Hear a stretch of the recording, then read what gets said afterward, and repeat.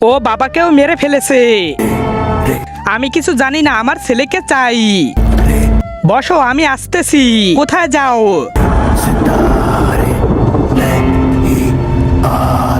যা।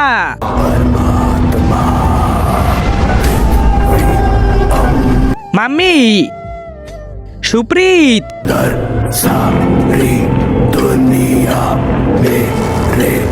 যখন তুমি বিপদে পড়বে তখন এই মালাটার প্রয়োজন পড়বে। আরে শুনো, সুপ্রীত এসেছে।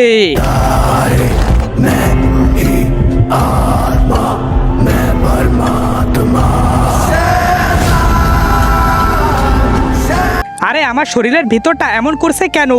তার আগে তুমি যদি ইসরায়েলের পাশে থাকো তাহলে লাইক করো, আর যদি ইরানের পাশে থাকো তাহলে লাইক সাবস্ক্রাইব দুইটাই করো। আসলে আমি দেখতে চাই তুমি কার পাশে রয়েছো।